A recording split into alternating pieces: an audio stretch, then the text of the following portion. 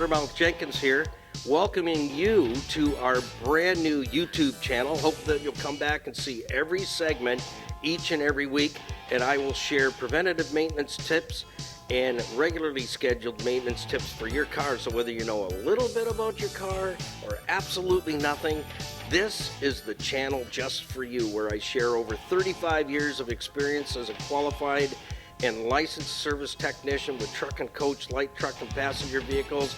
Come back and visit us and tell your friends, and we'll see you each and every week right here in the Car Connection Workshop on YouTube.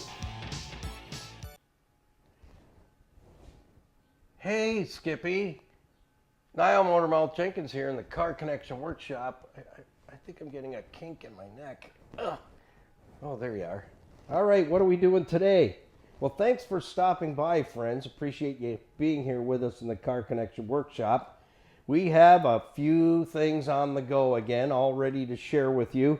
We're going to build the ignition back up and spiff it up a little bit on the 78 C3 L48 Corvette Anniversary Edition. I'm not going to say that 10 times fast.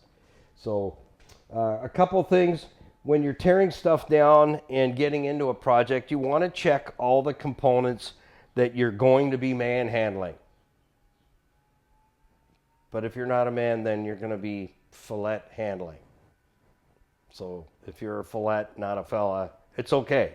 But we're just going to say, like guys in general or fellas.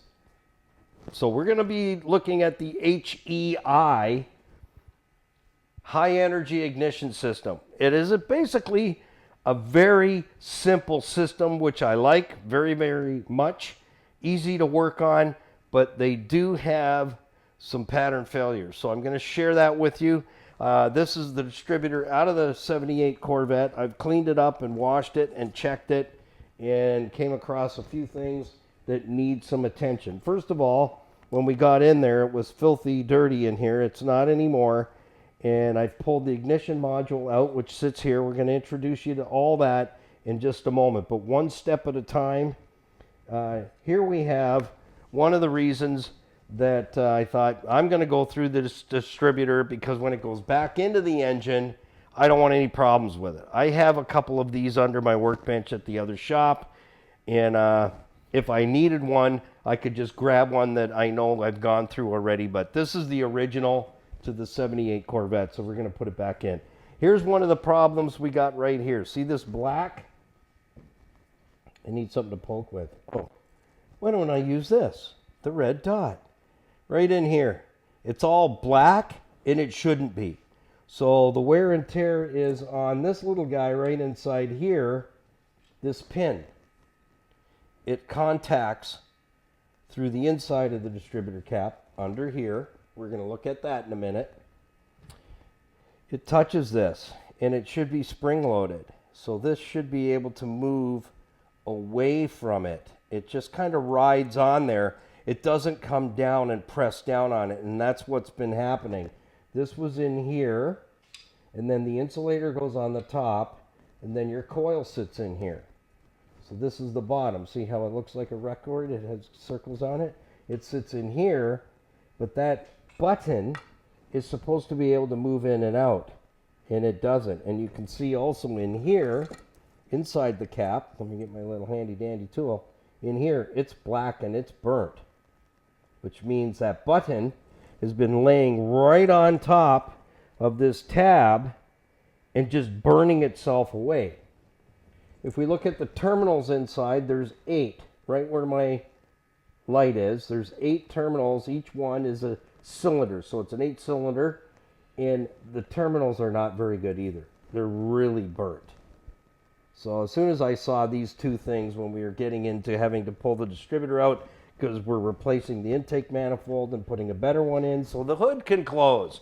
Imagine that! I still can't get over that mechanics did this. And when I bought it, like I said in one of the other videos, I always wondered why the hood was always open about that far. And it was like, no, it doesn't want to close, and it should just go click. Well, it's because the wrong manifold was put on there, And when they put it on, that's when they discovered we can't get the hood closed. Now what? Yeah, you gotta fix that. You can't leave it like that. So anyways, this is just another part of this restoration on this 78 Corvette that I bought from some mechanics in Lewiston, New York. And it's been one thing after another. And I'll say it again. Fellas and fellettes, guys and gals, if you're buying somebody else's, I worked on it myself project, but it's not quite done, expect this kind of stuff. It's going to be ongoing until, and then another thing, and then this thing, and then, oh, that's a mess.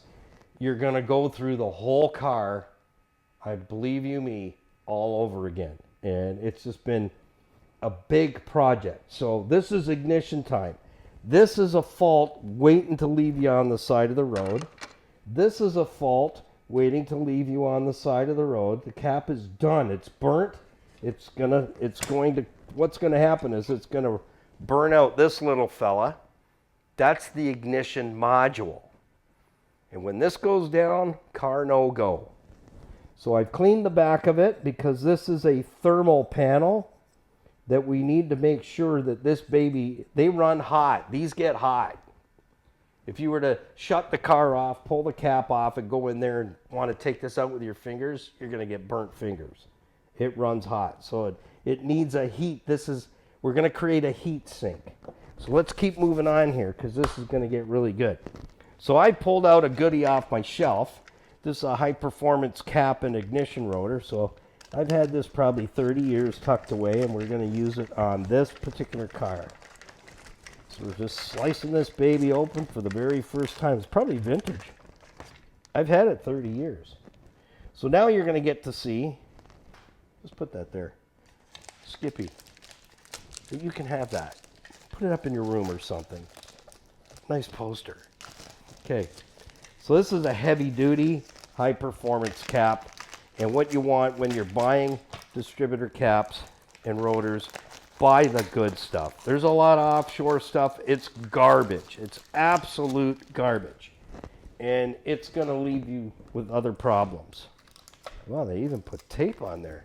The packaging is amazing. So this is what it looks like not burnt. See? You see a problem there? Now I'm going to rotate it. See this tab? See how much of that tab is burnt away? A lot. So it's arcing from here to the terminals inside. That's why these are black. This is sitting right down on that tab and pushing it down, forcing it down and grinding away. That's why it's burnt in there, and it's burnt all the insulation off of that little button. You're going to see in a minute what the new button looks like. So that's a new rotor. Look at that, they even got tape on there. Holy smokes. And this is heavy duty compared to that. You can feel the difference in the weight and the size of the terminal. And that's where that spring should be. See the difference there? See how that's punched down? It's down. It should be up like this because it's only making light contact with that button. There. A little extra for you. Okay, so we're going to get right into this little packet. This is your new contact points for your ignition cap. So this is a cap and rotor. This is high performance stuff here. I'm just saving that for Mr. Green Jeans, but I can get another one later. So now let's take a look at the difference in the buttons.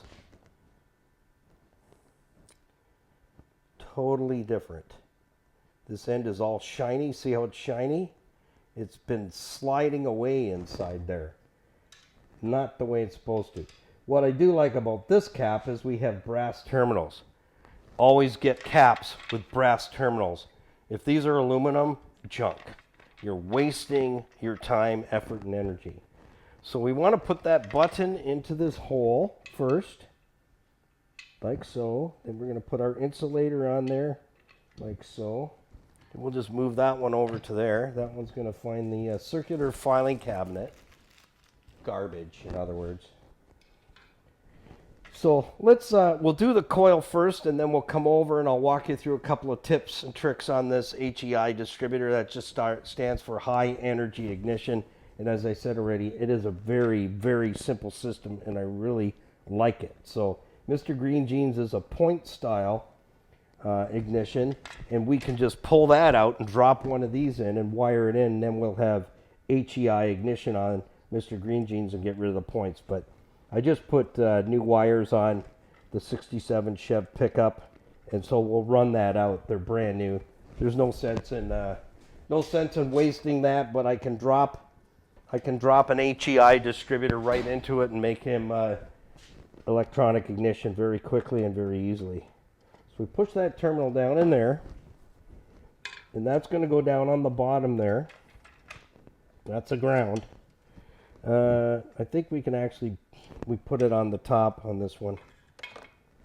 So we're going to bring this in here, and we're going to drop this down. These are your ignition terminals, and that's going to plug into this from underneath.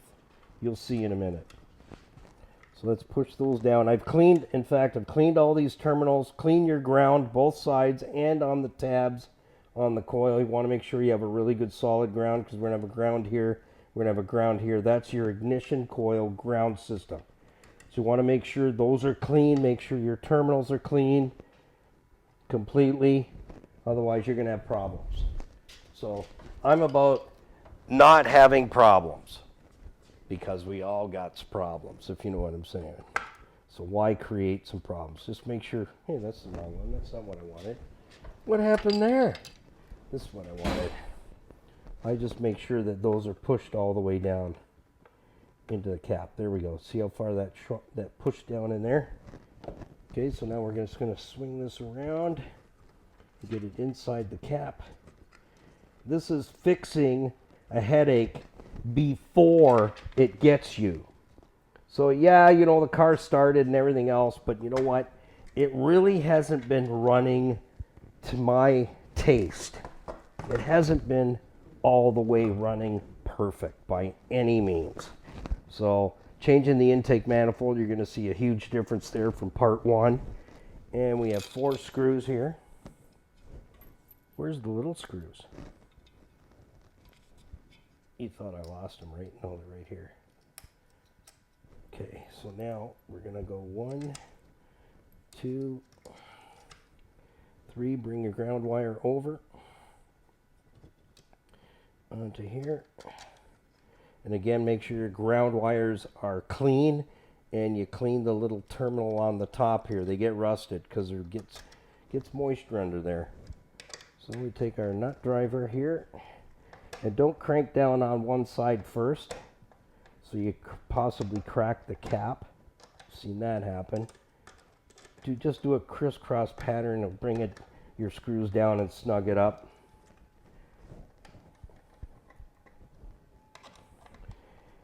And we make sure it's seated properly. And we are. And you don't need to tighten the screws up like it's hanging the engine inside the engine bay. We're holding on a wheel. Just snug them up and give them a little twist. Done. So now we have our distributor cap and coil put together. So we just make sure watch these wires don't get pinched. Pinch! You don't want to do that. So just make sure they're tucked in. Now we're going to put the topper on. And 2 screws again. And I clean that all up inside as well. Make sure it's clean. Because this is your ignition. This is what's creating the spark and sending it down the ignition wires to the spark plug. Plural. It's an 8-cylinder, so plug. Multiple plugs. Okay, so we also, a little thing I am going to do is make sure that my feet are turned outwards so it's ready to meet up with the distributor and lock on. But we're not going to put this on the distributor right away because we need to drop the distributor into the engine once we got the intake all fastened down I have it set in there right now. I wanted to pre-fit it, which is something you should always do a pre-fit. And I ran into a couple of complications and made change. So now you can see the terminals inside here are nice and shiny. See them? And these are copper superconductor. How clean, you see how clean they are? I could almost floss my teeth in those, they're so clean. But this is a nice heavy duty cap, and how do you know? I can't squeeze it. So now, that used to be standard in the industry when I started in the automotive repair industry. I mean, I got into automotive and repairs when I was 13. I changed my first engine with my pops when I was 13 in a barn, freezing to death somewhere in Bimbrook, Ontario. Gads, man, it was cold.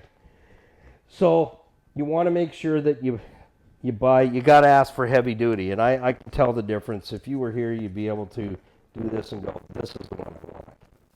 And you can see from the quality. This is just it's a cheapie. Okay, and you'll get by for a while, but it's not going to keep you forever. All right, let's get into the distributor. I got a couple of points and teasers to show you here. Before we put the module in, you got a noise suppressor here. This suppresses ignition noises, frequencies, so that you don't get the bzzz on your radio, your car radio. So this suppresses the signals to the wires. So I call it just a dampener. It looks like when we do points and condenser, it looks like a condenser, but no, it's for suppressing. All right, so what do we do next? Well, a couple of tips and tricks here.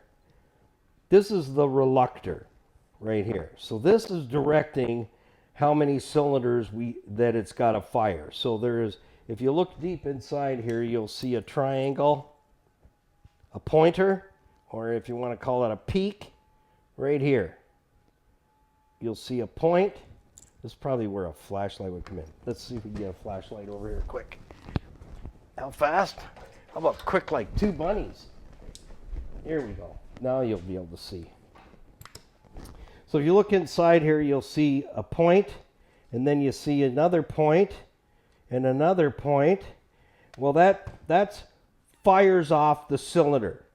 So when a point meets a point, it's firing the cylinders. It just creates magnetic field. That's all it's doing as this spins around. So this spins from the gear driven off the camshaft. So that's where you know it spins this way, clockwise. So as that's spinning, the module is creating the power, and then it's being distributed through the pickup coil to the cylinders. That's how that works. It's a very simple system, and it works really, really well, and I like that. So what we want to look for in this, which is a common and still is a common pattern failure. Let me get my light in here. These wires here, you got to watch down in here where my finger is. You see a green wire and a tan wire. They break down there. So either one or other wire, either the green or the tan breaks off, car no go. So when you're pulling a distributor part, you want to have a look at that and make sure these wires aren't showing any indicators they're going to break. Because when that happens, that's it. The car just will not run. It's over. So you got to get in there. So that's the reluctor and the pickup coil. Now the ignition module is this little feller right here. So what we need to do, and I kind of figured it wasn't going to be there, was a film of grease here. And not just any old grease, it's got to be electric grease. Right here. Synthetic dielectric grease, synthetique, whatever. So this stuff is fabulous. And no, they don't sponsor the show, but this is another product that I really, really like, this Easy Slide. So you can use it for lubricating brake parts and also use it for electric grease. So what's the difference? this doesn't conduct electricity. No thanks, not today. So we're going to create a heat sink. So we take some of this, and if you don't do this, you'll overheat this module, and you'll be looking to buy a new one. And when I do rebuild one of these distributors, I change all of this. I just got it. I pull the whole thing apart. I change the reluctor. I change the pickup coil. I change it all. So when it goes back together, it's all new, and you're going to be all right for quite some time. When you buy one of these modules separately, you'll get a little capsule of this specific grease. Don't throw that away. It's in the box or the package. That's to create your heat sink on the back of the module. So now we're going to put that little baby right in here, and it has two little tabs right here. One here and one here. Those are going to go into these tabs right here. One here, one here. So when this goes in, just wiggle it around and make sure it lines up into those two tabs. And how you know that's done is just do this. You should be able to just shuck it back and forth, but it's not sliding back and forth, end to end or back and forth this way, left and right. It's in. The tabs are in. So we got number one screw. And again, don't try and tighten these screws up like it's holding the wheel on the car, because you'll snap them off in the housing, and then it's twice as much fun at half the price. So now we just bring those down, and the other thing that's happening here is it has a metal insert and a metal insert. These screws ground the module to the housing. So that's why you need to make sure it's clean underneath on the base of the module, and it's clean on the mating surface on the ignition distributor, the HEI, high energy ignition. That's all that stands for. And then we always make sure these springs, these are your advanced springs, make sure the springs are in good shape because they tend to break. This is what gives your vacuum advance, and make sure that you're not trying to put it together like that. They need to be apart from one another and in their position. So, and that's when this is your vacuum advance, it will pull by vacuum. I don't have my vacuum unit on here, otherwise you'd see this lever is going to move, and it's going to move the distributor one way or the other. So this is what advances the timing as well. Okay, we got that? So these little springs, if they're rusted, change them out, because when they break off, the car will run like absolute dog poo. I don't know how dog poo really runs. Does anybody? Yeah, it's runny, and it runs. So we need to take a little bit of grease, electric grease again. Just push that out. We got enough to do both. So what we're going to do is just on these tabs here, just put a little blob on there. You don't have to go crazy. Just a little blob on there. And on this side too, these terminals here. And again, it creates less opportunity for corrosion, but most of all, it creates a bit of a heat sink. So now, you also got to watch these plugs. This one is starting to deteriorate. See, it looks like somebody took a bite out of it. So at some point I will pull the top off, and I don't have to pull the distributor out, and I'll change, well, yeah, you do, to change the pickup coil.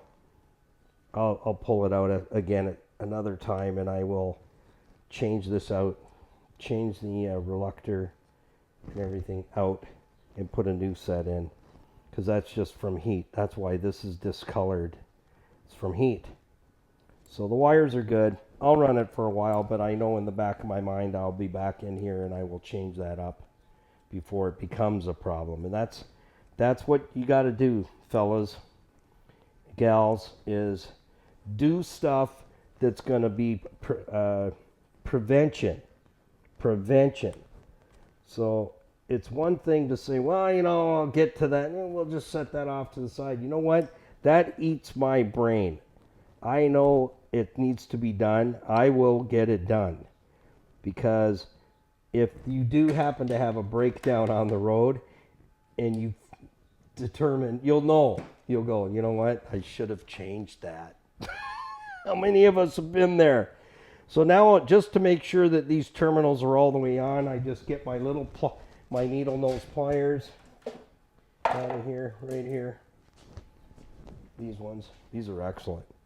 And I just make sure that that's all the way in, and see that it went in a little bit further. So just, and that one as well. And go over here and do the same thing. Just grab the terminal, not the wire, and just give them a little push forward to make sure everything is on there, and we're there. Okay, just pays to do that, trust me. Okay, we're good. So that almost brings us to the conclusion on the HEI ignition, but that's how I do it. You may do it a different way, but you know what, I don't like to give the opportunity to put me on the side of the road and I'm waiting for somebody to pick me up.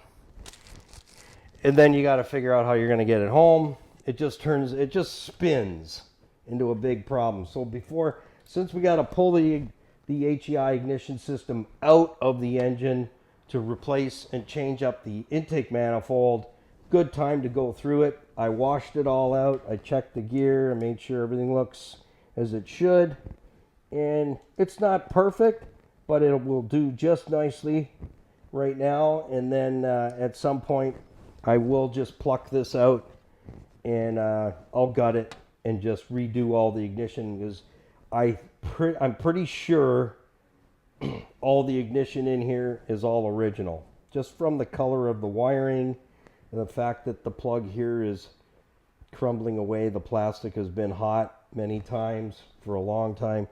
So I can do a super upgrade and do that and order a module and then a pickup coil and just change it all out and be done with it one time. So, and the other thing is, when you have ignition that's not working right, like this one, it overheats the module and it'll burn it out. It causes it to run too hot. So the last part of this tail is we would mount this on here, but we're not going to. And you'll see there's a little cutout here, and you'll see there's a little nodule here, right here, where my finger is. And that's how you line that up, and you drop that on and it'll sit right in there, just like that. So there we go. We have an ignition system ready to do business. Except we're missing one thing, right? What did I forget? We need an ignition rotor in there. Were you paying attention? So we want to make sure we put that in. There's a notch. There's a tab. You put that on there. We nestle that in. And they always come with screws already attached. And you know what's nice is when all the screws that you're going to be working with to do all this work that I'm doing, take the coil apart, take the cap apart, take the module out, is all one socket. I don't have to go get a screwdriver and 2 or 3 different sockets to do the job. I just need one nut driver and we're ready to go. Okay. So just for giggles, I will put this on and I'll just lock it down with a couple of tabs so that I protect my module now that I'm in there. So again, you line up the tab. It'll drop right into that slot. You'll feel it go in there. You should. There we go. It doesn't turn. So then we take the screwdriver and we just lock down a couple of these elbows. That's all. Turn it. Push it in and turn it. Probably goes better the other way, I think. Nope. Need a better screwdriver for that. Okay, so we'll just come over here and do this one. When you get to the one that's right at the vacuum advance, it can be a bit of a bear to get it on there, because we got to go under there. See that? You got to get right under that tab. And I'll do one more. See the tab? This is, I think, is the easiest one of them all. just get down underneath and turn it, and you're in. So I'll just do the 2 for now, since we've got everything all set to go inside. And this goes right in here like this, plugs right in here. And then you have 2 separate plugs on the car. So that goes right in there. Then your ignition and your tach wires go in here, and it's marked right on the top which one is tach, which is ignition, right on the top here. Let's get a little bit of light on that, Skippy. See it? One's marked BAT and tach. And that's it. You're pretty much set to go. I'll put a little lube on here, some more of the Easy Slide when we're ready to drop this in there, but I'll need to take the cap off so that we get it in position. And we're ready. We've gone through the whole distributor, and you can know that, you know what? You're going to be in good shape. So that's it for HEI ignition today. We'll have another HEI ignition coming up when I convert Mr. Green Jeans, our 67 Chev C10 327 is on ignition. That ignition system is points and condenser. We'll change it over to HEI, and we'll show you how we do that in a video, how easy it is to go from points and condenser and having to set points all the time, which is not a big deal for me anyways, and I can get them to run fairly decent. But the HEI ignition is so simple, and it's so much better. You're not dealing with points and condenser. It's plug and play. That's what I like. So till next time, have fun, keep it under 100, and don't forget to like, subscribe, share, follow us on our Facebook page, which is Niall Motormouth Jenkins. Our YouTube channel is also, you can find me as Niall Jenkins or Niall Motormouth Jenkins. So like, share, follow, subscribe, ring the notification bell so that you don't miss a single new video that comes out. We drop videos every Tuesday, 2 for Tuesday, and every Friday. So don't forget to share us with your friends. We want to get our subscription up there, our subs, and also share us so that we can get these videos way out there to a lot of people. So even though you may not know the difference between a wheel nut and a hubcap, now you know what an HEI ignition looks like from start to finish. Where the coil is, where the ignition rotor is, where the module is, you're now familiar with what that is. This is what makes the vehicle start and stop. It's just one component in the game of owning an automobile. So we'll see you in the next one. Thanks for watching, and put the coffee on, because we're coming to your house.